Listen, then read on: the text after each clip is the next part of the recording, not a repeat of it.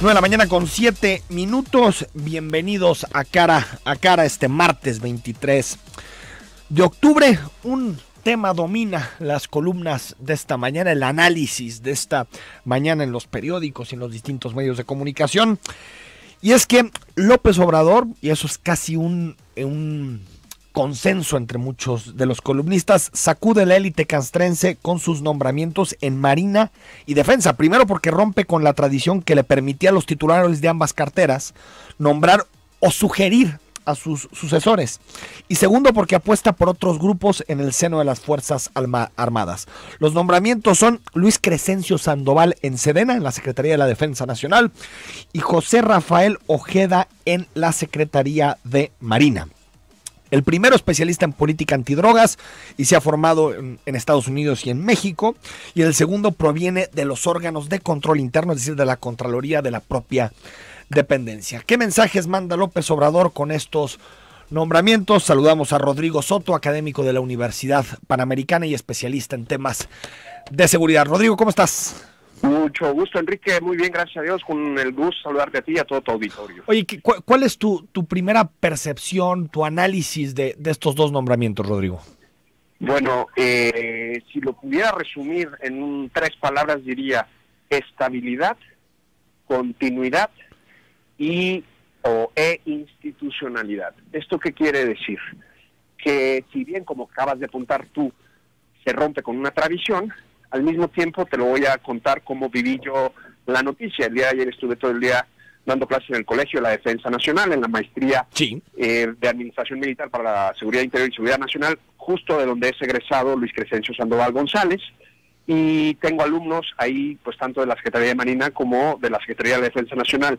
Y los primeros comentarios al interior de este plantel militar fueron positivos. Se les conoce a los dos y los dos tienen experiencia en campo, cosa que va a ser muy necesaria para continuar el combate al crimen organizado. Desde ese punto de vista, podríamos decir que se logra eso, estabilidad, continuidad en cuanto a la estrategia e institucionalidad. López Obrador hizo el trabajo previo para, como eran nombramientos muy sensibles, para no agitar demasiado el panal, por decirlo con una metáfora, ¿no? Entonces tú no coincides, Rodrigo, con algunos columnistas. Por ejemplo, hoy Carlos Loret habla de 4 mensajes para sacudir, con estos dos nombramientos, para sacudir las Fuerzas Armadas. Algo similar habla Roberto Roch en su columna. ¿A ti te parece más continuidad que ruptura estos dos nombramientos? Sí, yo creo que yo trato de rehuir en el análisis del lenguaje binario, ¿no? Sí. Es decir, o 0 o 1. Lo que yo percibo como docente militar es que lo que sí se apuesta es a la despolitización de esa tradición que tú mencionabas, de que de alguna manera tenía raíz política el nombramiento, vamos a decirlo así, pero de alguna manera es un nombramiento que también reafirma la institucionalidad de las Fuerzas Armadas. Las dos personas, sobre todo en el caso de José Rafael Ojeda Durán, pues ya han trabajado de forma operativa, de forma administrativa y estratégica de cerca. En el caso de Marina es interesante y porque afirmo que también se cumple la continuidad. No olvidemos que la Marina ha puesto en marcha desde hace 4 años y a buen ritmo el plan de modernización de equipo y de capacidades operacionales, como se conoce en el medio, pues con el tema de las fragatas para aguas azules, la compra de la artillería necesaria para armarlas, y ahora sabe Marina desde el año pasado que tiene las comandancias o las capitanías, perdón, de los puertos de Marina Mercante también. En ese sentido, pues se cierra de alguna manera la continuidad en seguir haciendo un trabajo en instalaciones estratégicas como son los puertos de Marina Mercante cara a la seguridad nacional. Entonces, sí es verdad que se sacude porque se rompe con una tradición, pero al mismo tiempo no lo suficiente como para romper esa tradición de institucionalidad que hay al interno de las Fuerzas Armadas. Rodrigo Soto, en ese mismo sentido también se discute mucho hoy en los análisis sobre estos nombramientos de si son dos designaciones por parte de Andrés Manuel López Obrador que se alejan de soberanes en Marina y de Cienfuegos en la Secretaría de la Defensa Nacional. ¿Crees que es un asunto también de alejarse de lo que ha significado estos últimos años en las dos instituciones? Yo diría de marcar un propio estilo, pero no necesariamente de alejarse. Sí. Usted decía que hay que que yo procuro romper un análisis binario y tratar de buscar un nuevo ángulo. En el caso de José Rafael Ojeda Durán, pues es obvio que ha trabajado con el secretario de Marina pues durante esta última parte del sexenio de manera cercana, precisamente por la posición que ocupaba desde el punto de vista administrativo estratégico. Y en el caso de Luis Crescencio Sandoval González, sabemos que Andrés Manuel ha tenido ya 2, al menos públicas, reuniones con el secretario de la Defensa, Salvador Cienfuegos, para sensibilizarse del tema. Y ha escuchado, y yo creo que ha atendido las sugerencias, sí, y de alguna manera también cumple con lo que él ha prometido, de que tienen que ser perfiles que conozcan de campo, que conozcan de batalla contra el crimen, y que puedan entenderse operativamente también con las fuerzas de seguridad pública, dígase Policía Federal o policías estatales. Que el caso de Luis Sandoval, ahí está muy claro ese perfil, ¿no? Es correcto. De conocimiento del crimen organizado, el narco y todo eso, ¿no? Es correcto, y su formación en Estados Unidos le da también la posibilidad de establecer puentes, porque no olvidemos que en el caso de México, concreto en los cárteles de la droga y otras formas de crimen y todo lo que tiene que ver con inteligencia financiera, pues son dimensiones transnacionales. Sí. Adelante, Enrique.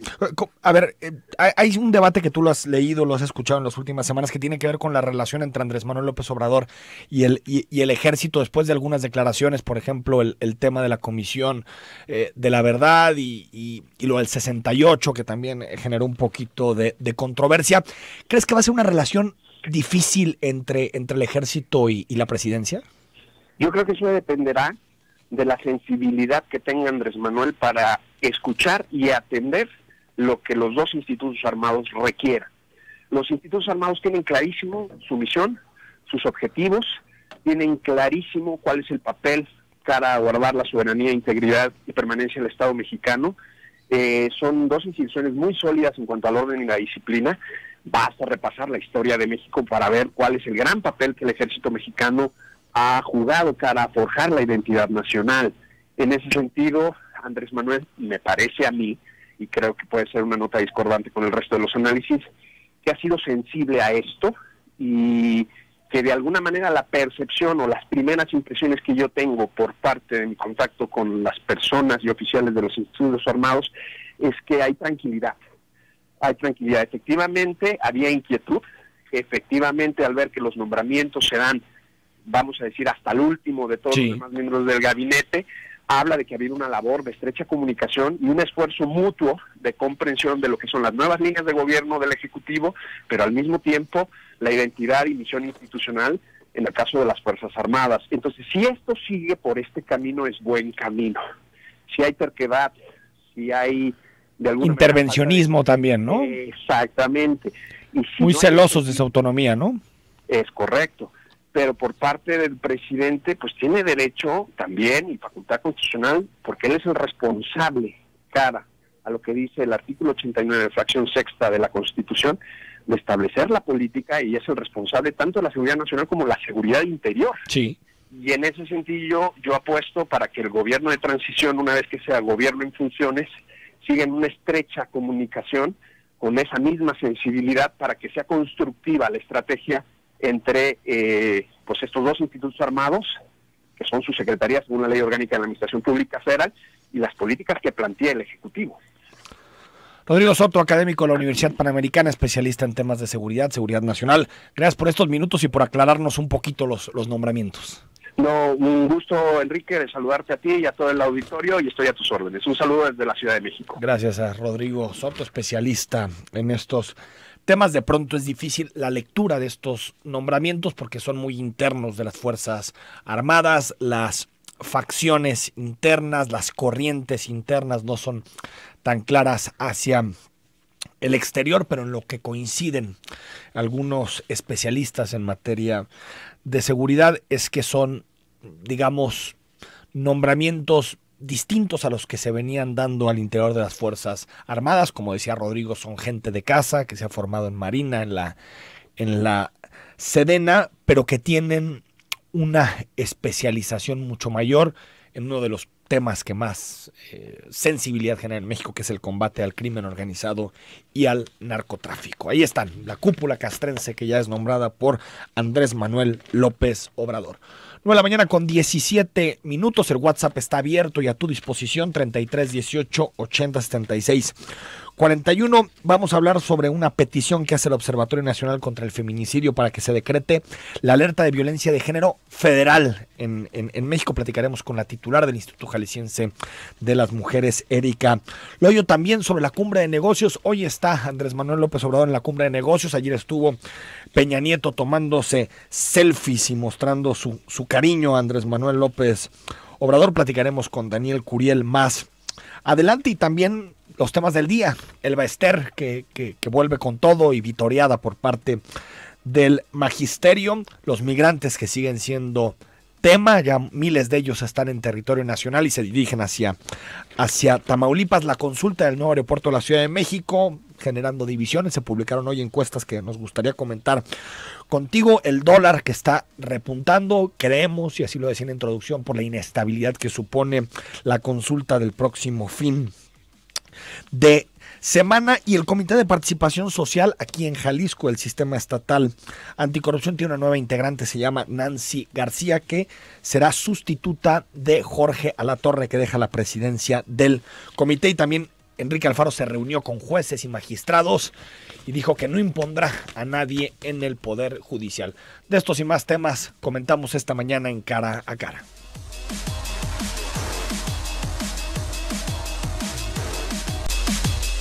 Nueve de la mañana con 21 minutos. La semana pasada el periódico El Financiero publicó un especial sobre los feminicidios en Jalisco, situando el aumento en 2018 de los feminicidios en la entidad en 56.3%. Y ayer el Observatorio Nacional contra el Feminicidio hizo un llamado a la CONAVIM para que decrete la alerta de violencia de género federal en Jalisco ante este repunte de los feminicidios. Y para platicar sobre este tema saludamos a Erika Loyo, titular del Instituto Jalisciense de las Mujeres. Erika, ¿cómo estás?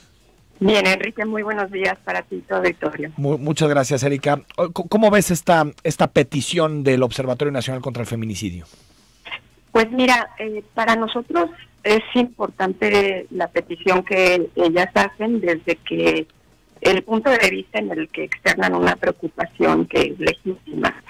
Sin embargo, pues ellas han estado permanentemente implicadas en el grupo de trabajo y en el grupo de seguimiento, en las mesas de trabajo de los diseños de los protocolos, en la implementación de las capacitaciones, y ellas, por instrucción del gobernador, desde hace 2 años, las defensoras, las organizaciones solicitantes y las organizaciones de la sociedad civil están involucradas en todos y cada uno de los pasos que hemos dado con relación al cumplimiento de los indicadores que se nos han impuesto en diferentes documentos, ¿no? En este momento, si hacemos un recuento, Jalisco ha tenido un total de 190 indicadores de cumplimiento, desde la alerta estatal hasta los 2 informes que se han presentado ante la CONAVIM, y en todo momento hemos trabajado de la mano de ellas. Sin embargo, creo que en este momento es muy importante tomar en consideración que el grupo de trabajo está elaborando un dictamen final, mismo que será público seguramente en las próximas 2 semanas, y que ese dictamen, que es elaborado por el grupo de trabajo en un sigilo importante que debe de respetarse, pues será el que dé el origen o el pie para que la CONAVIM declare o no una alerta de violencia contra las mujeres, ¿no? Están realizando este dictamen que en 15 días lo conoceremos. En no más de 15 días, yo entiendo. El dictamen fue discutido la semana pasada, hace una semana exacto, el miércoles de la semana pasada, y hicimos una serie de sugerencias, sí, todos los integrantes del grupo, para poder meter algunos temas de las visitas in situ que realizaron y algunas otras estadísticas. Yo insisto en que la alerta de violencia de género como un mecanismo de rendición de cuentas siempre ha sido transparente, siempre hemos hecho públicos los informes que se han contenido dentro de cada indicador, y seguramente este informe pues será público y estará en las páginas de CONAVIM y será conocido por el gobierno del estado y por las autoridades para poder programar algunas acciones que puedan ser consecuentes y que la próxima administración deba de seguir, porque la sostenibilidad de la alerta de género es un tema súper importante que ha sido determinado por un estudio de Eurosocial que se presentó el viernes pasado en la Ciudad de México y que fue financiado por la Comunidad Económica Europea, y que hace un balance de todas las solicitudes del propio mecanismo, señalando la urgente necesidad de la sostenibilidad de las acciones y del propio mecanismo. En caso de que el informe al que refieres, el dictamen, Erika Loyo, determine que hay necesidad de que se decrete la alerta de violencia federal, ¿esta vendría a sustituir la local o coexisten? Las dos han coexistido desde hace 3 años, esa es una realidad, por eso hablo de 190 indicadores que hemos tenido que cumplir de manera permanente. De hecho, la página de Juntos por Ellas, que también es pública y que sube todos los documentos que trabajamos, da cuenta de los indicadores de prevención que hemos seguido trabajando y que esos no paran. Entonces, la coexistencia de estudio ya existe. Lo que tendría que pasar es que el grupo de trabajo pudiese determinar un rumbo con algunos indicadores de seguimiento que se deban de tener en la siguiente administración.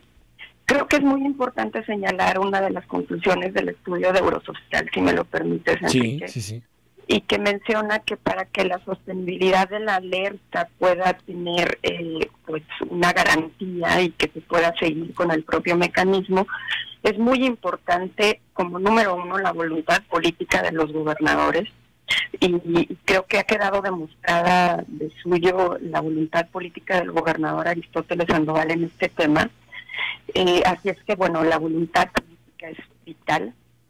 2, el compromiso institucional de las instituciones que intervenimos. Ese compromiso tiene que ser bien entendido por todos los funcionarios, no solo estatales, sino también municipales y los diferentes poderes. 3, la existencia de un mecanismo estatal de las mujeres con capacidad financiera, humana y técnica para asumir la coordinación, el liderazgo político de las acciones, porque como depende del poder ejecutivo de la entidad, es muy importante la capacidad de actuación de quien dirija el mecanismo de adelanto de las mujeres.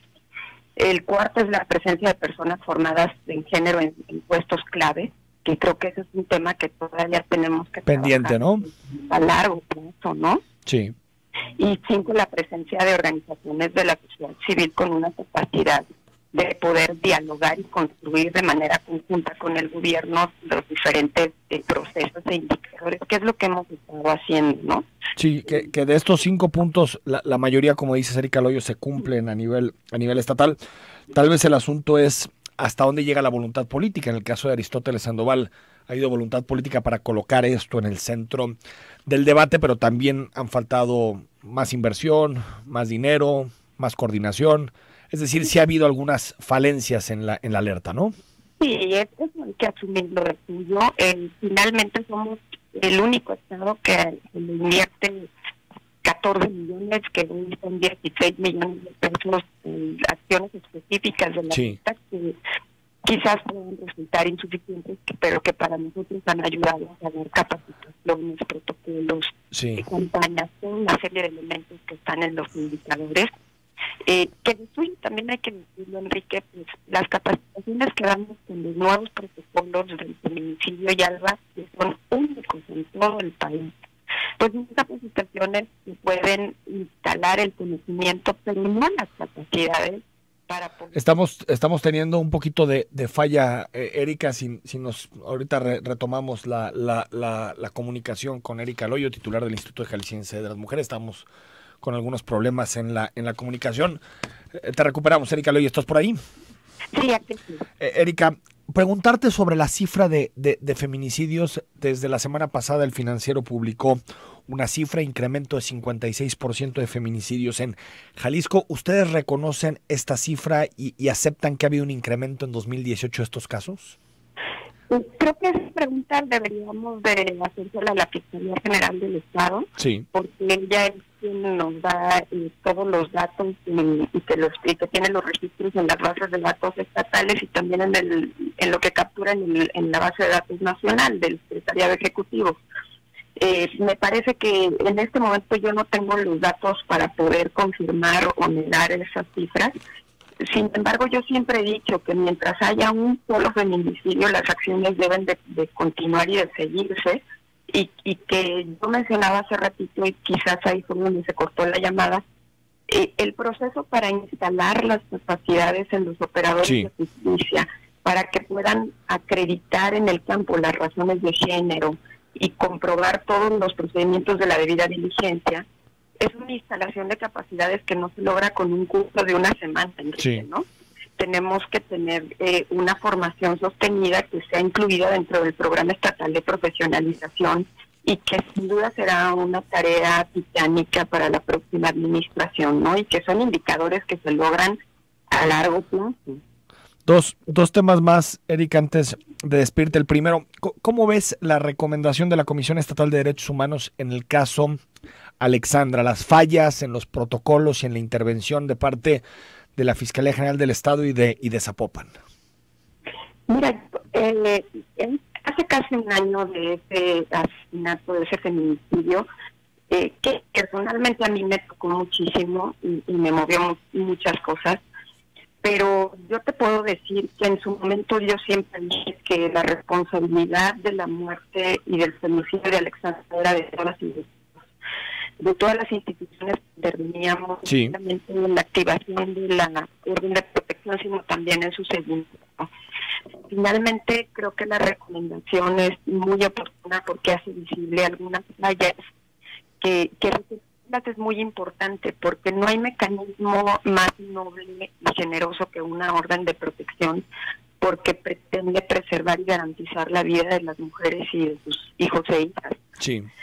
Y si tenemos un documento como el que ya ha sido publicado para tener un plan de ruta y mejorar la evaluación, el seguimiento y la implementación de las órdenes, creo que es muy importante que no se parta de ceros y que se haga referencia a este mecanismo de una manera urgente.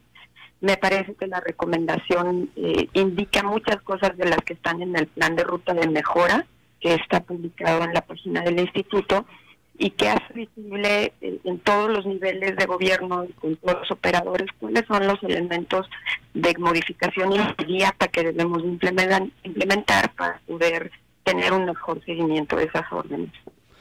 Enrique Alfaro propuso, Erika Loyo, la desaparición del Instituto Jalisciense de las Mujeres y que la agenda, digamos, de género en este caso, quedara subsumida en una Secretaría de la Igualdad Sustantiva. ¿Qué opinas de esta reforma en la administración pública estatal? Mira, yo debo decir respetuosa en relación a las decisiones que toma la administración, porque finalmente... Bueno, ya hasta aquí la conversación con Erika Loyo, porque estamos teniendo muchas fallas en la comunicación, mucho movimiento sobre este tema. Solo puntualizar algunos de los datos. 56% de incremento de feminicidios, de acuerdo a un reporte publicado por El Financiero, lo que supondría un incremento muy importante, un aumento muy importante con relación a lo que sucedía en 2017, y la propuesta que ya hemos discutido aquí y en la tercera emisión de Zona 3 Noticias, de desaparecer el Instituto Jalisciense de las Mujeres. Ya invitaremos a Erika Loyo para tener más tiempo con ella y poder conversar de este y más temas. Como usted sabe, está la cumbre de negocios en Jalisco, en la zona metropolitana de Guadalajara, aquí muy cerquita en la Expo.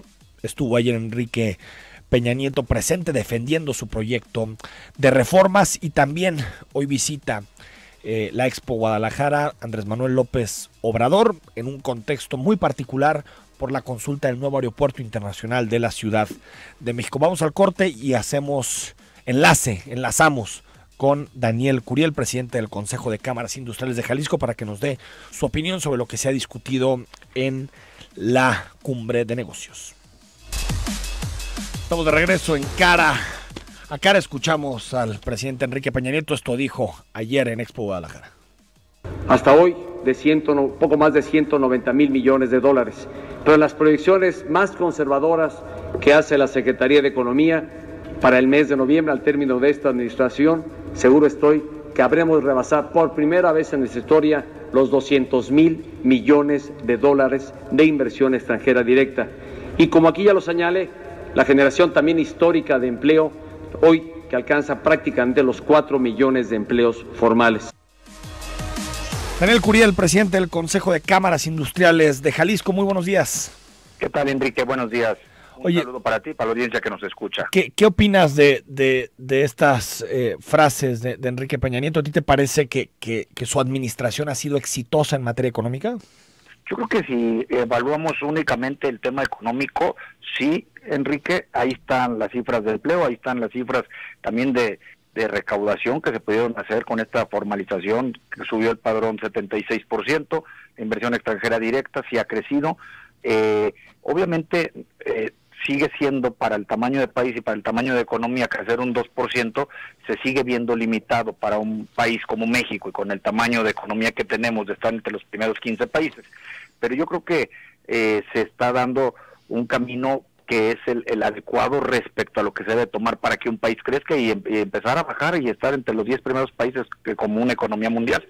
Aunque ahí están también, Daniel, los salarios que no crecieron mucho en este sexenio, la pobreza, 53 millones, es decir, tiene estas partes grises, ¿no? Sí, obviamente hace falta, y es más, vale la pena aquí hacer la aclaración, Enrique. Sí crece México al 2%, y hay dos Méxicos, que esa es una desgracia para este país. Están todos los estados del norte donde se encuentra Jalisco, o del centro hacia el norte donde se encuentra Jalisco, que crecemos entre el 4 y el 6%, Nuevo León, Guanajuato, Aguascalientes, casi un 7%, pero está también otra parte, la de Chiapas, la de Guerrero y la de Oaxaca, que decrecen entre el 1 y el 5%, es decir, su economía en lugar de crecer pierde puntos. Entonces, en el análisis completo de la economía y en las sumas y restas, pues México solamente crece a un 2% en los últimos años. Sí es una parte pendiente y hace falta que llevemos al sureste un igualador social, que haya empleo, que haya las mismas oportunidades que hay en la otra parte del país. Daniel, ¿qué esperas de la intervención de Andrés Manuel López Obrador? ¿Qué temas te gustaría escuchar?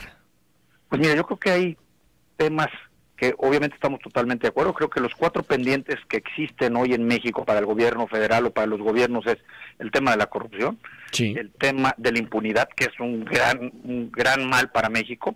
Esto ha llevado a la inseguridad, y un cuarto tema que creo que es la igualdad de oportunidades. Hoy en México no hay igualdad de oportunidades para todos los mexicanos, no hay igualdad para poder estudiar, para poder acceder a un trabajo, para tener seguridad social, y en eso es en lo que tenemos que trabajar, y eso es lo que yo esperaría, oír acciones que tengan que ver con cómo mejorar este entorno económico de nuestro país para todos los mexicanos. Ha habido en esta última semana, Daniel, algunas señales de cierta inestabilidad en los mercados. Vemos que el dólar se ha vuelto más caro en los últimos días. También algunas calificadoras internacionales hablando sobre petróleos mexicanos. ¿Crees que vivimos un momento de inestabilidad, a diferencia de lo que ha sido la mayor parte de la transición, en donde en general los mercados han estado en calma?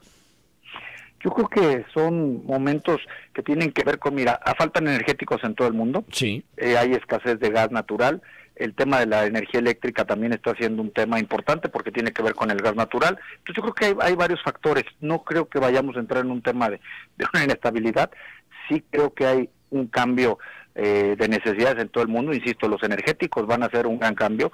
Hace 5 años en México se podía generar la electricidad suficiente y había hasta una sobreproducción, pero la demanda ha venido ganando, ha venido creciendo la vivienda, ha venido creciendo el sector industrial y el comercial, hoteles hay más en las playas de México, y esto ha habido una mayor demanda y no estamos alcanzando a generar lo que se necesita. Entonces creo que hay otros factores que están influyendo, y de hecho, pues nomás hay que recordar, el petróleo hace un año andaba en menos de $40, ahorita anda pasando los $75 por barril, la mezcla mexicana. Entonces está habiendo una mayor demanda de energéticos, y creo que eso es lo que está haciendo que se muevan los números económicos prácticamente en todo el mundo.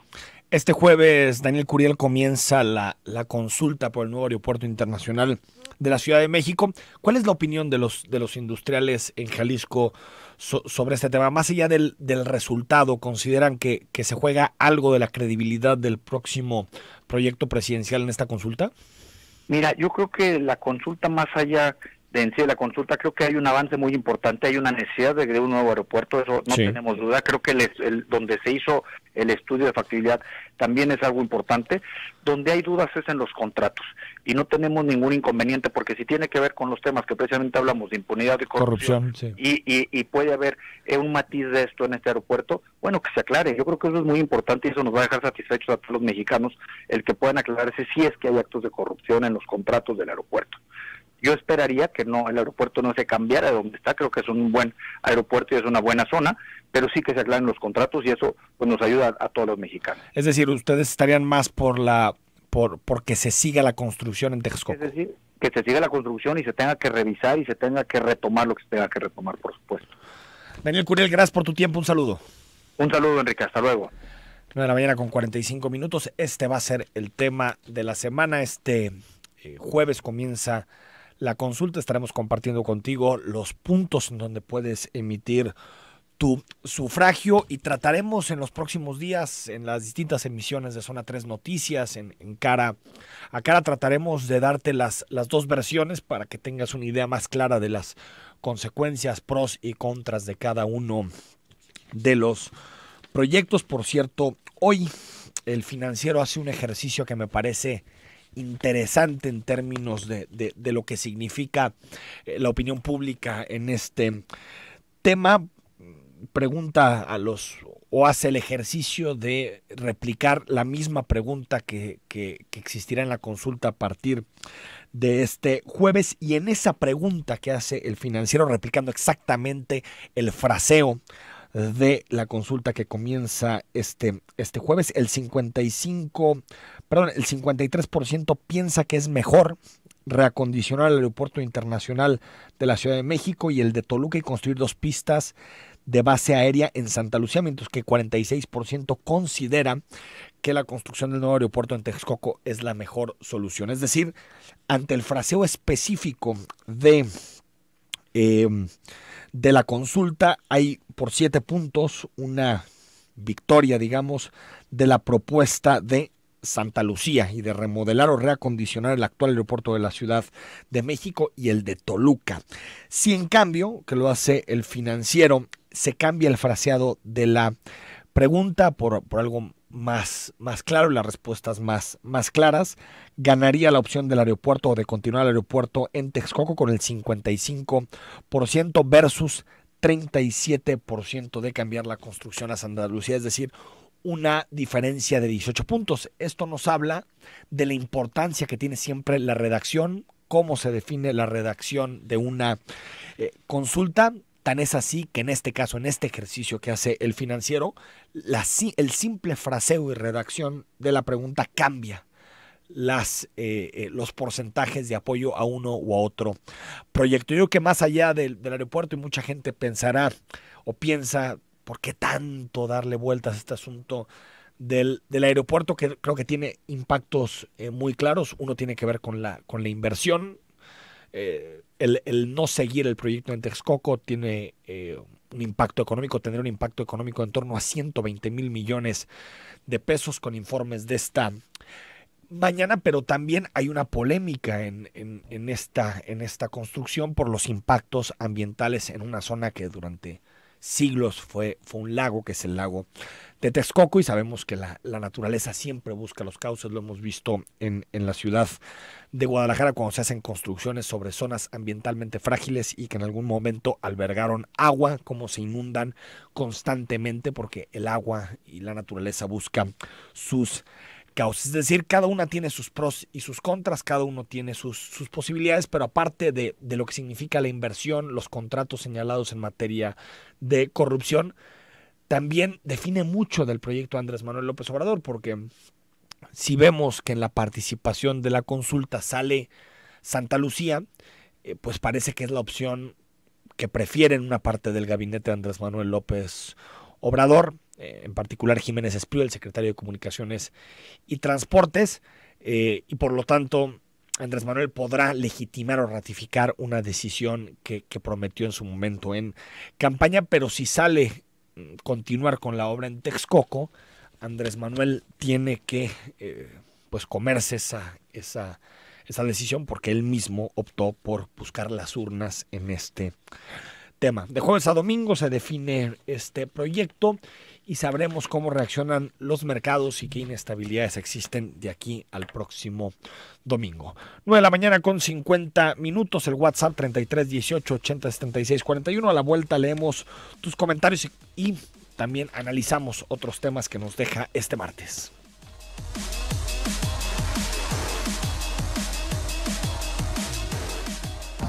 Somos específicamente lo que quieres escuchar. Hoy también el periódico El Universal publica una encuesta sobre la aceptación de los mexicanos en torno a la caravana migratoria de migrantes. El 48% de los mexicanos está a favor en que México les permita entrar al país y darles refugio, en que el gobierno lo haga, y 38% está en contra. Es decir, hay bastante división, aunque está por encima quienes consideran que México tiene una obligación de dar asilo a centroamericanos que tienen que huir de la tragedia y de la violencia de sus países de origen. Y bueno, que es interesante como dato, el 40% de los mexicanos considera que si se le da continuidad a miles de o posibilidad de ingresar en territorio nacional, 40% considera que aumentaría la delincuencia y 25% que le quitarían el trabajo a muchos mexicanos. Esta encuesta está en El Universal por si quieres revisarla. Y ya comentábamos, Nancy García es la nueva integrante del Comité de Participación Social en la tercera emisión de Zona 3 Noticias. Tenemos posibilidad de platicar con ella en un momento clave. En un ratito más presenta el Comité de Participación en conjunto con Enrique Alfaro la propuesta de Fiscalía. Veremos los alcances de la propuesta que coloca sobre la mesa Enrique Alfaro, y si va a permitir que el Comité de Participación se meta a fondo para la designación del fiscal general del Estado. Ya hay algunos nombres ahí rotando. Dice Blanca Moreno, muy buenos días. 3 cosas. 1, ¿por qué hacer una encuesta respecto al aeropuerto? Nosotros no somos especialistas sobre este tema. Sobre tu punto 1, Blanca, no es una encuesta. Hay que recordar que una encuesta implica una muestra. Se determina una representatividad nacional por edades, por género, por estatus socioeconómico, se hace una segmentación de la población, edades. En este caso es una consulta, es decir, habrá en todo el territorio nacional, en las urbes más importantes, urnas para que vayas y, como si fuera una elección, votes por alguna de las dos opciones que prefieras. Por lo tanto, hay que decirlo, no es una encuesta, es una consulta lo que se coloca. En el caso de los especialistas, yo estoy también de acuerdo contigo.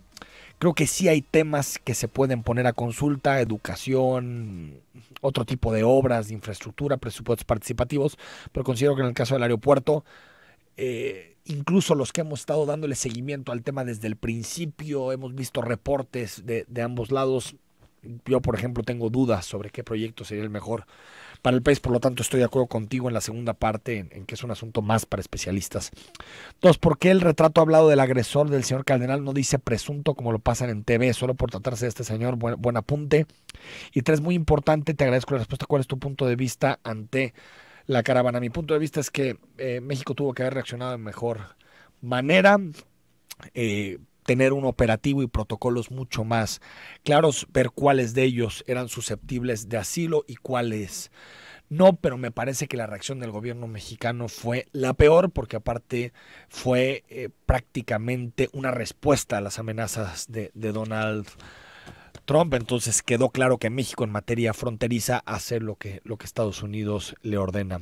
4118, muy buenos días, los felicito porque tiene una muy buena programación en la estación de radio. Pido de favor por este medio, ojalá y alguien se pueda echar una vueltita que quiera donar sangre B negativa. lo agradecería mucho, estaremos muy agradecidos. Soy su servidor Jesús Rivera, quedo a sus órdenes al 33 10 11 41 18 para mayor información. Gracias por tus datos y ojalá alguien pueda ayudar. Raúl Escamilla, buenos días, programa Caracán. En relación a los migrantes, es una invasión de un país en la frontera, debieron revisar documentos para dejarlos pasar. La invasión es un poquito exagerado el término, es una caravana. Y por supuesto que se revisaron la mayor parte de los documentos, y muchas personas que no tenían documento y solicitaron asilo pasaron a centros que están particularmente en Tapachula. Fernando dice, wow, la señora solo hablando bien de Aris, jajaja, gracias por tu comentario. Abraham Delgadillo, ayuda por favor, las autoridades no hacen nada, trabajando en plena Avenida Cruz del Sur todos los días. Gracias por tu reporte. Dulce González Serna, buenos días. Andrés Manuel se quiere lavar las manos en cuanto a la decisión del aeropuerto. No quiere decidir cuando se supone que para eso fue electo, para decir este tipo de situaciones. Pues sí, está atrapado en dos fuegos, digamos, Andrés Manuel López Obrador, porque si hace una cosa que es mantener el proyecto de Texcoco, se va a desdecir de todo lo que declaró durante muchísimo tiempo con relación a la corrupción y el impacto ambiental del proyecto, pero sí apuesta por el de Santa Lucía, mandar un mensaje de falta de compromiso con el Estado de Derecho, porque hay muchísimos contratos firmados a los mercados que desde mi punto de vista puede generar inestabilidad. Entonces no hay solución fácil en este tema. Ernesto Pardo, que nos comparte una interesante reflexión en el New York Times sobre el tema de la caravana. Por supuesto, Ernesto, que vamos a revisar este documento que nos compartes, va a ser tema de la caravana. Los miles que ingresaron a territorio nacional, que sí ingresaron a territorio nacional, están de camino a Tamaulipas, ahí estarán en las siguientes horas. Al ratito a las 6 nos escuchamos en la tercera emisión de Zona 3 Noticias. Tendremos mucha reflexión sobre estos temas, profundizaremos en la discusión y mañana tenemos una mesa especial aquí en Cara a Cara para hacer un análisis y un balance de lo que nos deja la legislatura, que se acaba este jueves la legislatura, que se aprobó, que no se aprobó y que faltó. Soy Enrique Tucen y hasta el ratito.